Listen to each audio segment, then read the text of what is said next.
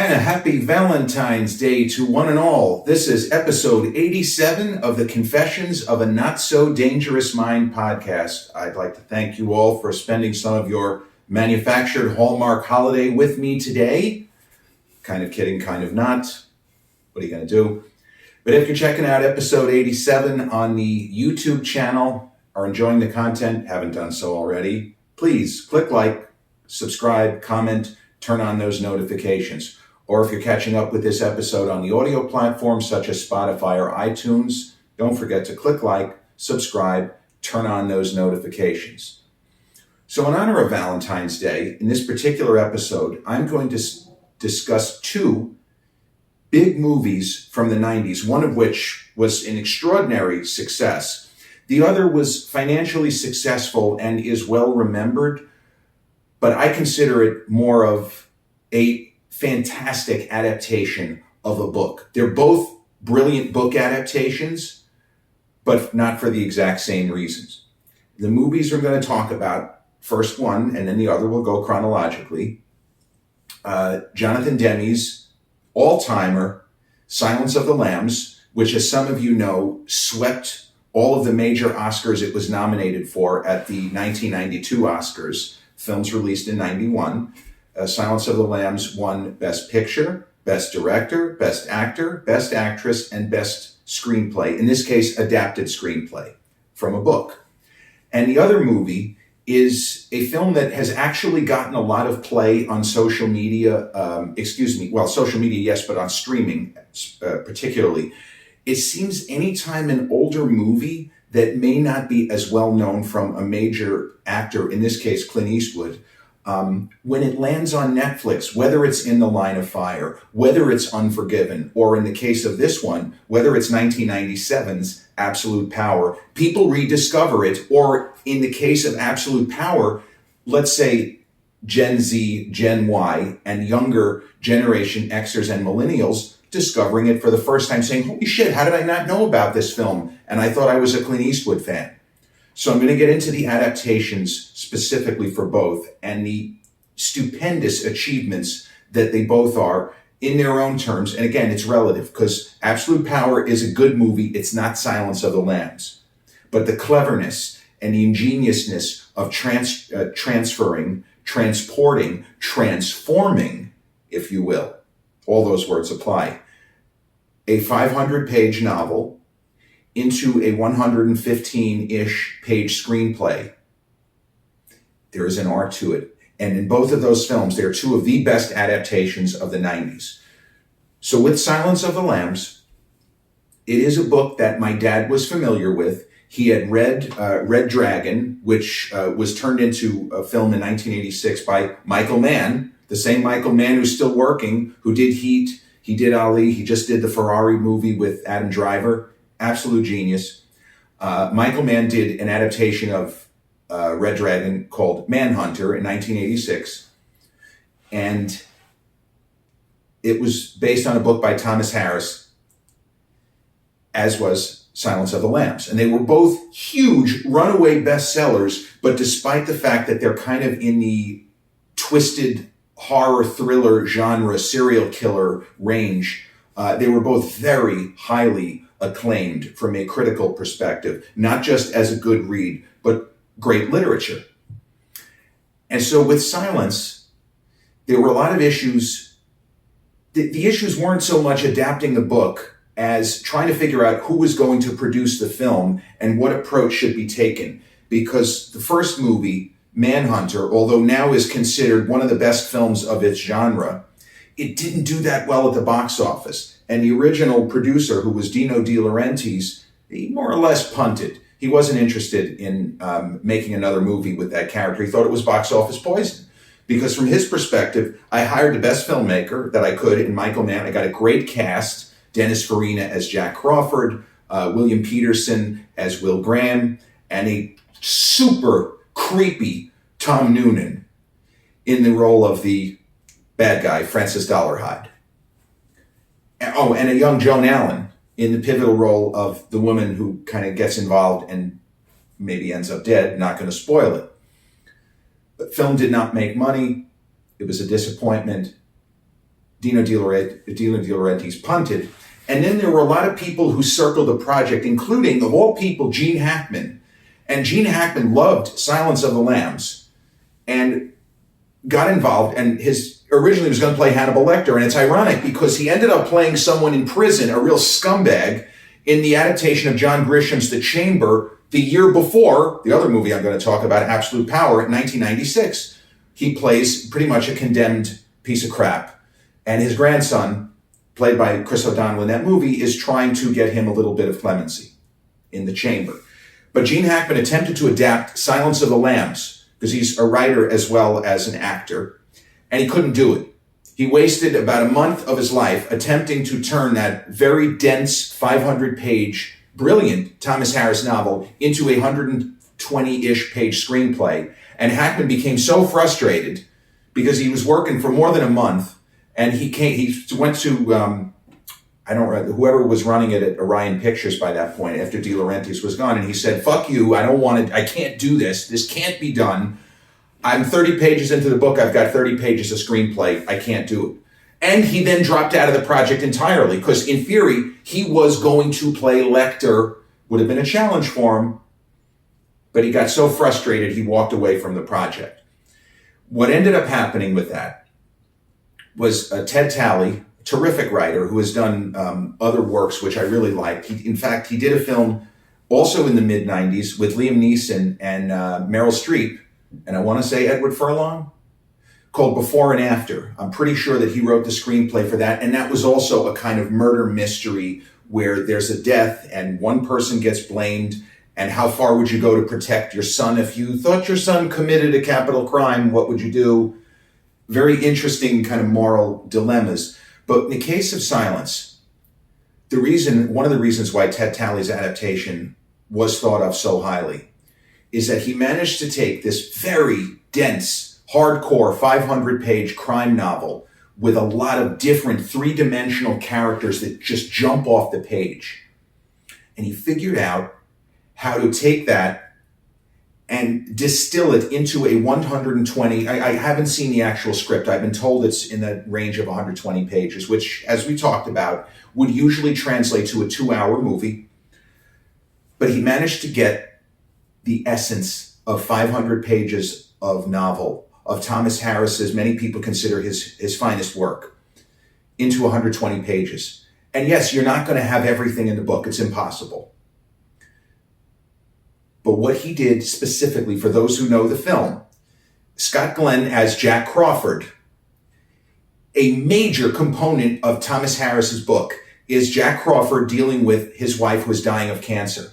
And Jack Crawford, there have been arguments made that he's essentially the second lead in the book. He's almost as important as Clarice.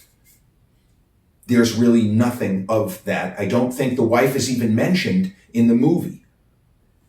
These are the choices you make in the art of adaptation. There were people, presumably, who read the book, who, when they saw the movie, said, what the hell happened to Crawford's wife? What the fuck?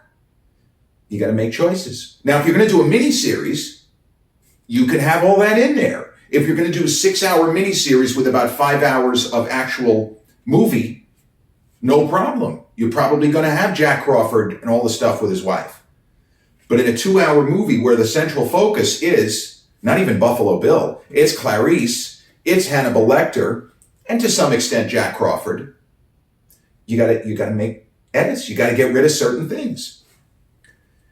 So Ted Talley, very talented writer, when he made the decision, I gotta take out this entire subplot. It's gotta be 100 pages worth of the book, at least 20% of the book.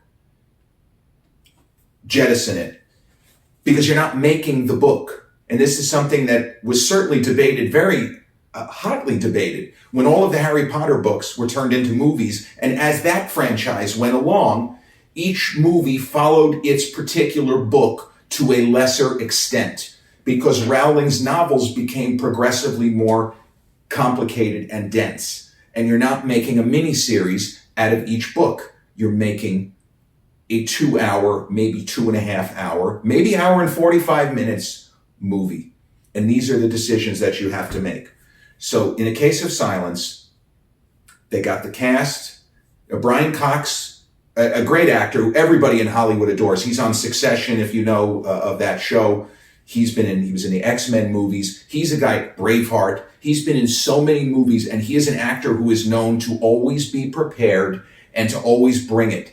And there are people to this day who will say that his interpretation of Lecter in the Red Dragon adaptation from the Michael Mann in '86, as I said, Manhunter, it's closer to how Lecter is presented in the books. But there is no denying the strength of what Anthony Hopkins was able to do in Silence. Now, we can debate whether he's in the movie enough to win Best Actor. I don't know. I love Anthony Hopkins. What a fucking genius actor he is. Totally different kind of performer than Brian Cox, even though the accents aren't really that far apart. Their delivery is entirely different. But what Hopkins does is make every moment with Lecter, just by his stillness, by what he does with his eyes, and what he does with that half smile, half snarl, when you can see his full face, that is.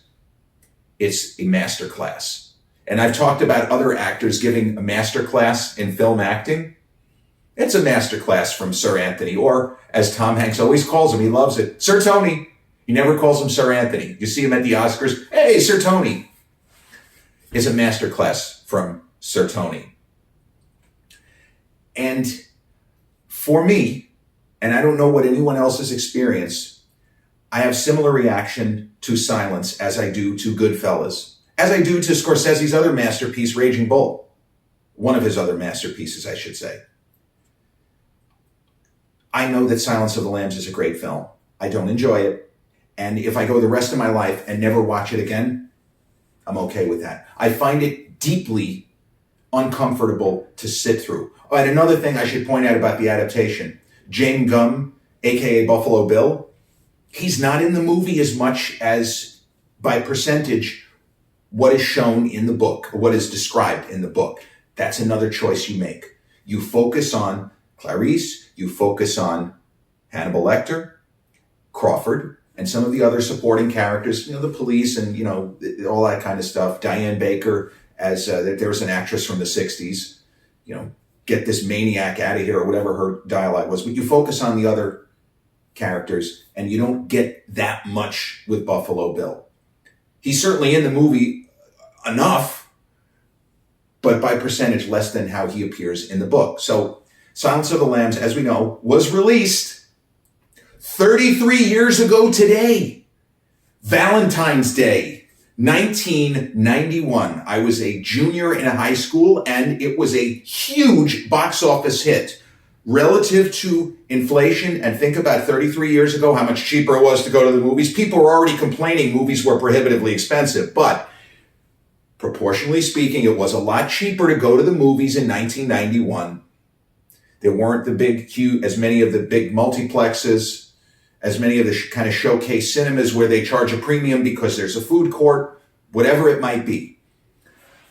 $275+ million in its initial run. And it was released at a historically dead time of year, which helps. And I mentioned this in a previous episode, that Silence should have been released to qualify for the Oscars for movies released in 1990 and would have upset the apple cart. I am convinced Dances with Wolves is not winning Best Picture, but Goodfellas is winning Best Picture. And I'm still frustrated at the way that played out. And I love Kevin Costner. I'm sorry.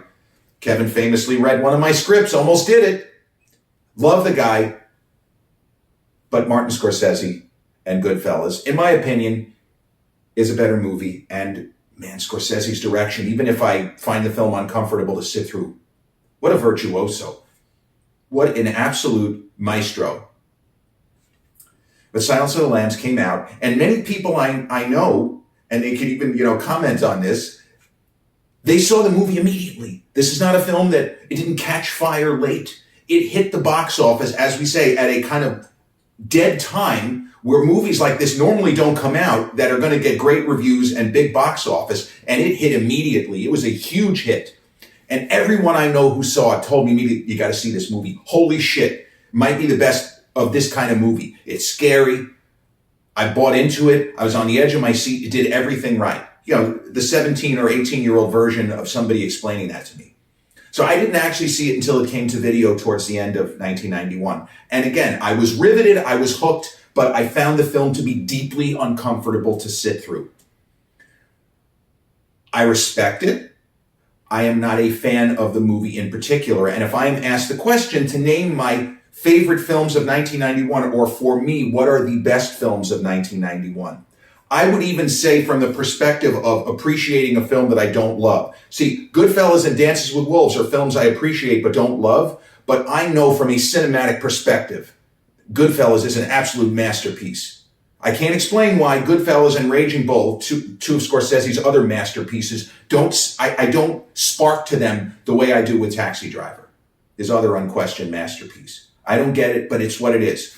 So I respect Silence of the Lambs, but I believe that Barry Levinson's Bugsy, about the famous gangster, the Jewish gangster, Benjamin Siegel, who was the man who invented Las Vegas, literally, as we know it, Lawrence Kasdan's Grand Canyon, and I'll even go so far as to say Oliver Stone's JFK, despite the fact that at least a quarter of it is total poppycock. It's all gobbledygook, but it is brilliant cinematically.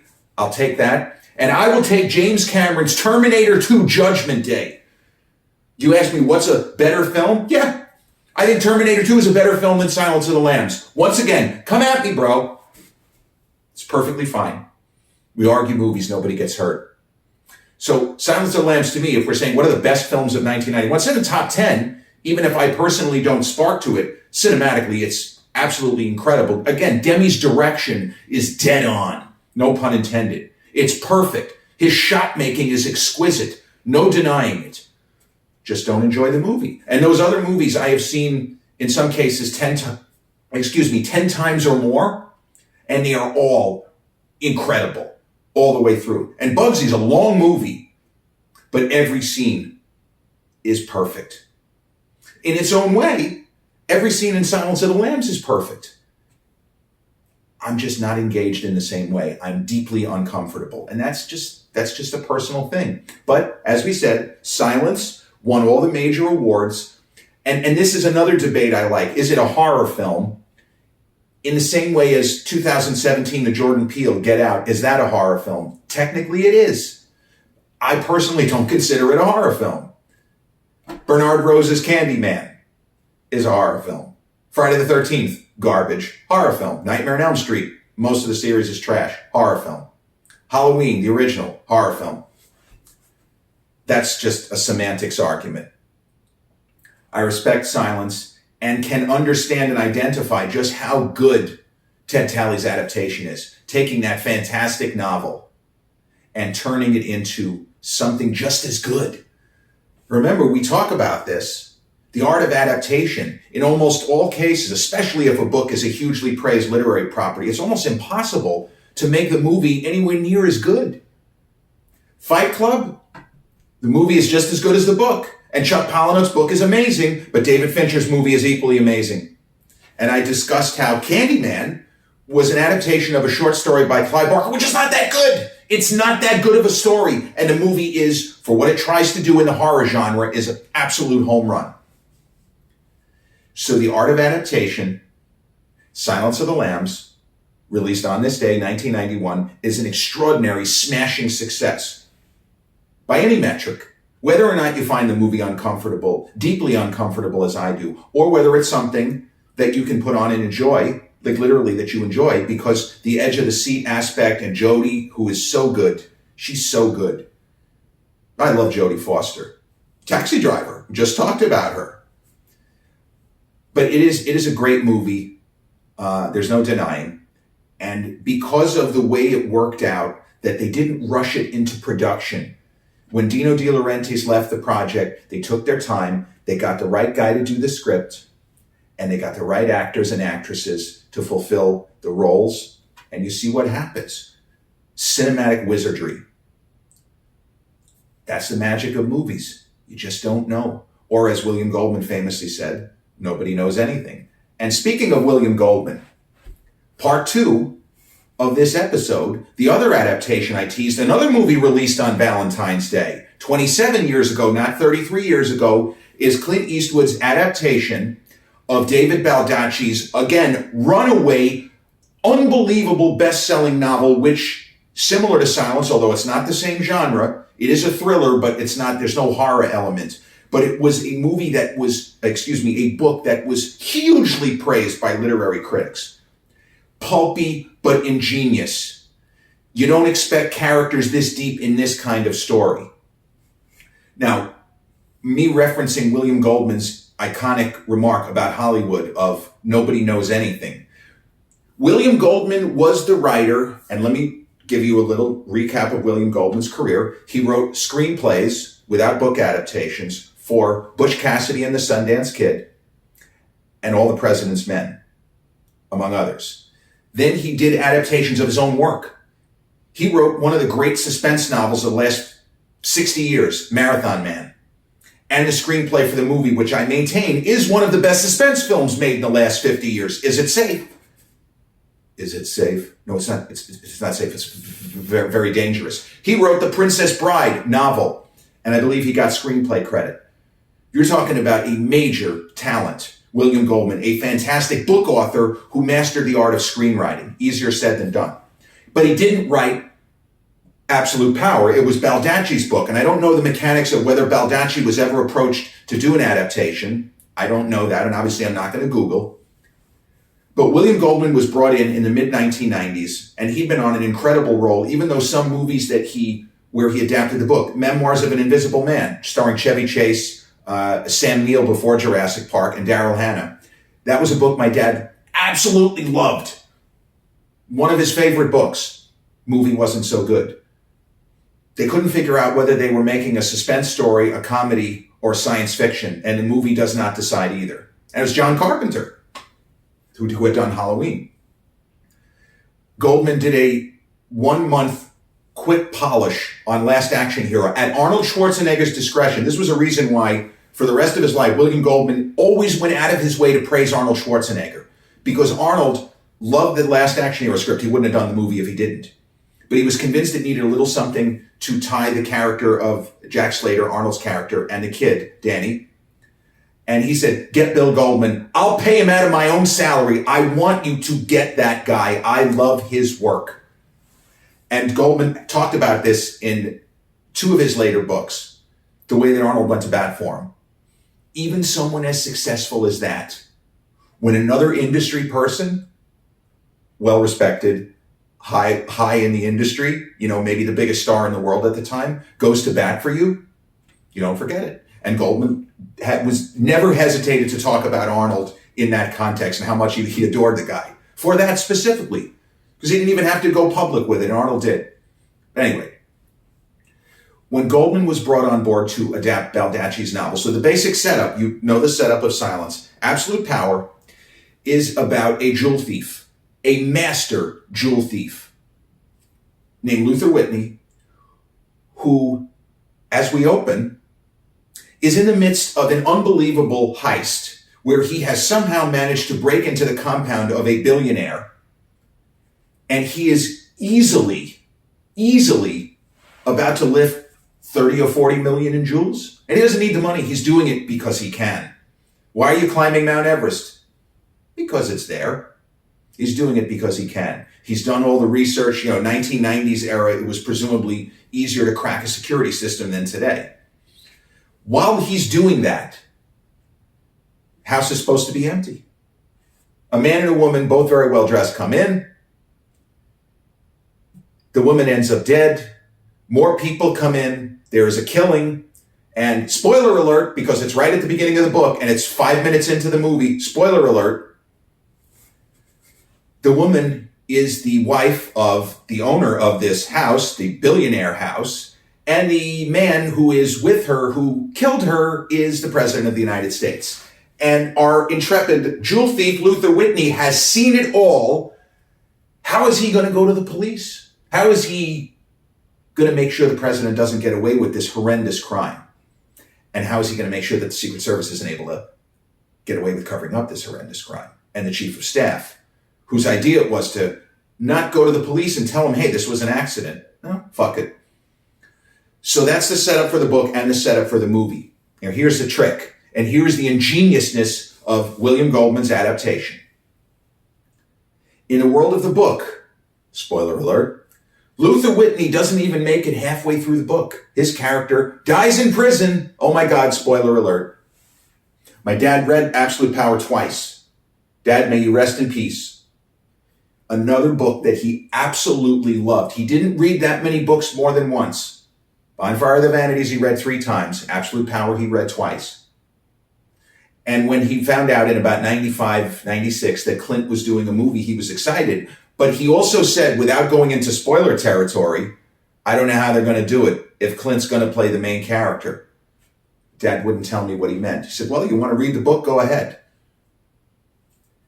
What he meant was, when Clint Eastwood comes on board to act and direct, in my dad's brain, the CPA neurodivergent brain, he instantly calculated, well, the main character's not going to die 40% into the movie.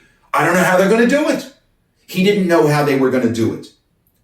The main character in the book is a lawyer, the head of a law firm where Luther Whitney's daughter also works. He's the main character in the book, this other character. And when William Goldman read the book and reread the book and started doing notes, and this is all in a nonfiction book that William Goldman put out called Which Lie Did I Tell? A great read. If you're interested in how the movie business works and doesn't work, the 2 books I recommend.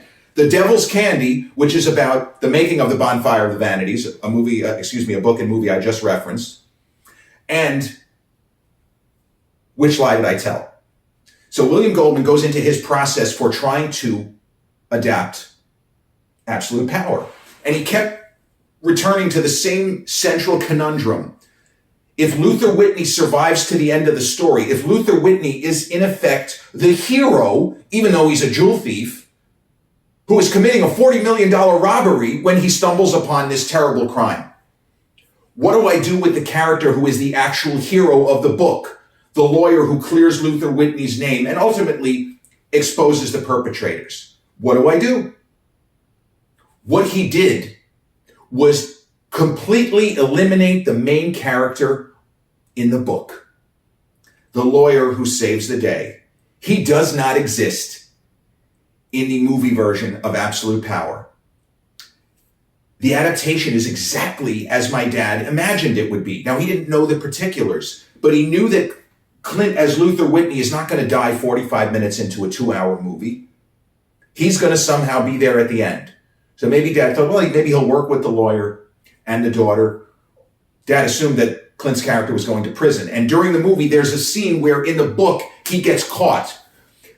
And in the movie, when he makes a kind of a weird escape that you're not expecting, my dad said very quietly, I don't know if he meant for me to hear this.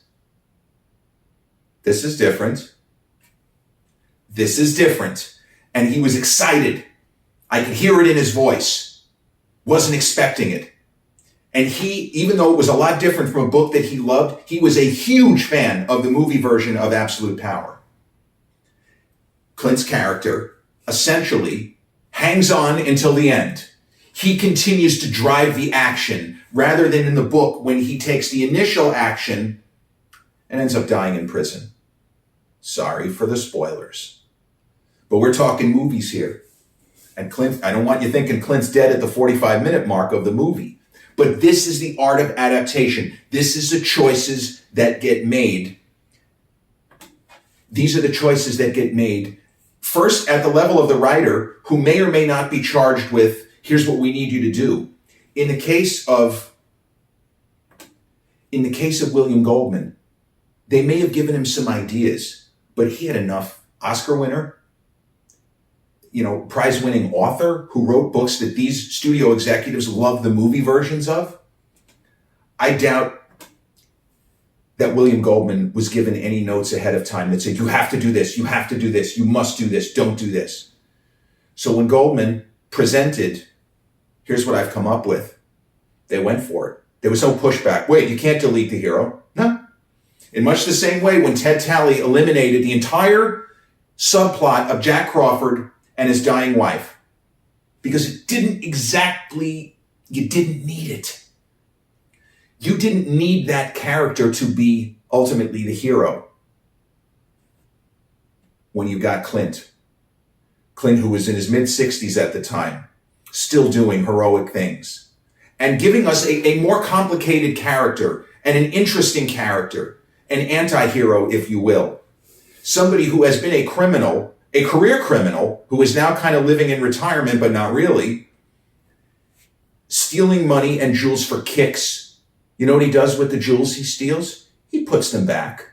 It's a game for him. That's how good he is. He's basically the Pierce Brosnan and Steve McQueen, Thomas Crown in those movies, the Thomas Crown Affair, where he's stealing tens of millions of dollars in artwork, not to keep, not to fence, not to sell on the black market, to put back.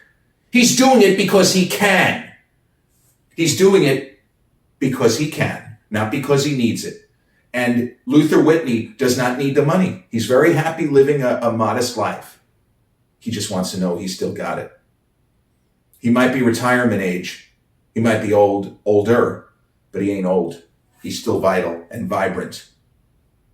And so Absolute Power ended up being a financial success. It did well at the box office. It didn't do as well as it might otherwise have. It happened to come out at the same time as when the Star Wars trilogy, when they were preparing the prequels, they were just starting work producing the Star Wars prequels, episode 1, 2, and 3, and they digitally spruced up special effects, new edits, and there was a lot of controversy back then. Oh, you're fucking up our films. George Lucas destroyed my childhood, all that kind of shit. I believe the original Star Wars Episode 4, the 1977, A New Hope, it's called, was in theaters and doing very well. And Absolute Power made money, as did Howard Stern's Private Parts. That was another thing. You know, Stern was on terrestrial radio at the time, and as much as he was a Star Wars fan, he wasn't too happy about it because, and he said the same thing. Look, even Clint is out with a movie, and our movies would do better if there were no Star Wars films from 20 years ago in theaters. It's kind of crazy to think that the original Star Wars Episode 4 was only 20 years old at that time, but hey, it's 1997, baby. 1977 is 20 years prior. 2004 is 20 years prior to now. But Absolute Power stands as a superlative adaptation, a novel that was very well received, a runaway bestseller, went through a number of different printings in the softcover format, not surprisingly, as did Silence of the Lambs. And it is a movie that people recently rediscovered. I don't think it's on Netflix right now, but it had like a 4-month run. And there was a lot of chatter on social media, Twitter, Facebook, of people discovering it for the first time and saying, this is great. I didn't know that Clint made a movie like this, because many people remember In the Line of Fire. That's a film that spent a ton of time on Netflix. People remember that, and they remember, of course, Unforgiven and some of his other thrillers from the 70s and 80s. But many people did not know about Absolute Power. And you just look at the cast from Clint, Laura Linney, Ed Harris, Gene Hackman, Scott Glenn, Dennis Haysbert, Judy Davis, Oscar nominee, not for that movie. It's an extraordinary cast. And everyone in the cast brings their A game, especially Ed Harris. It's a role that could have been a little bit of a throwaway. 4 years earlier, he plays the FBI director in The Firm, and I would argue that he doesn't really do anything with that character. In Absolute Power, his character works, and you can see the gears turning, and Ed Harris has given it everything he's got, which I love. I'd love to see an actor like that. When it could be a throwaway, when it could just be picking up a paycheck, he's engaging in his scenes with Clint. They have some terrific scenes together. Clint just is having so much fun in that movie. It's written all over him. As hard as he's working, doing double duty, acting and directing, he looks like he's having a blast, especially in his scenes with Ed Harris. And Ed Harris's scenes with Laura Linney, too. Really, really good. Top-notch stuff all around.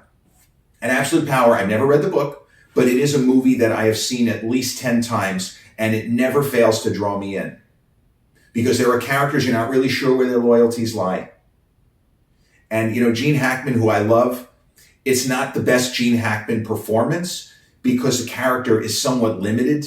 It's not a three-dimensional character. As presented in the movie, he's pretty much straightforward. Oh, and E.G. Marshall, an actor he was in 12 Angry Men, if you've seen, he plays the stockbroker, the guy who has the moment with the glasses where he realizes what's happened. It's such a great movie and such an incredible moment. But E.G. Marshall plays the billionaire, Walter Sullivan, who is friends with Gene Hackman, President of the United States, Alan Richman. And that's a huge piece of of the story in the book and in the movie. But the art of adaptation, there is something to it. I know this personally, adapting the book, well, 2 books, neither of which got produced, but Alfred Sloat's The Biggest Victory, a screenplay adaptation, which was called In Love and Baseball, which got optioned, never got produced. There were rights issues. There's always rights issues, unless you're, And then Giants and Heroes, Diane Tittle's autobiographical memoir of life with her father, the late, great Yelbert Abraham, Y.A. Tittle Jr., next to Dan Marino, the greatest quarterback who never won an NFL championship. And my screenplay wasn't rights issues. It was just that the people that were supposed to make it never ended up making the movie. But in that instance, the art of adaptation is sometimes you have to put different sources together. And sometimes you have to take out elements of a book that people love. And that's the trick. How can we remove things that people responded to and not have a backlash? Sometimes you can't. Even the very first Harry Potter novel all those years ago, so much of the book, the original Harry Potter and the Sorcerer's or Philosopher's Stone, depending on whether you're across the pond, so much of that book made it into that first movie. And there were still people complaining. They left out this, they left out this, they left out this, they left out this. Can't please everybody, but that's the way it goes. You do the best you can. And in the case of these 2 movies, both released on Valentine's Day, Silence of the Lambs, Valentine's Day 1991, Absolute Power, Valentine's Day 1997, Ted Tally wins the Oscar for his incredible adaptation of the book. And William Goldman didn't win anything, wasn't nominated for anything that I know of. But relatively speaking, his adaptation is just as good because he made very difficult choices, which he may not have gotten away with if he was anyone other than Oscar-winning author and screenwriter William Goldman. And with that, we've reached the end of episode 87 of the Confessions of a Not So Dangerous Mind podcast. I hope you've enjoyed listening to this kind of recap and have found it an intriguing through line discussing the art of adaptation. And one movie which I'm pretty sure you've all seen, another you may have seen just recently in Silence of the Lambs and Absolute Power. But if you've checked out this episode on the YouTube channel, are enjoying and have enjoyed the content, haven't done so already, please click like, subscribe, turn on those notifications. Or if you're catching up with episode 87 on the audio platforms such as Spotify or iTunes, same general rule applies. Click like, subscribe, turn on those notifications. I'll be back with episode 88 real soon. Happy Valentine's Day to one and all. Peace.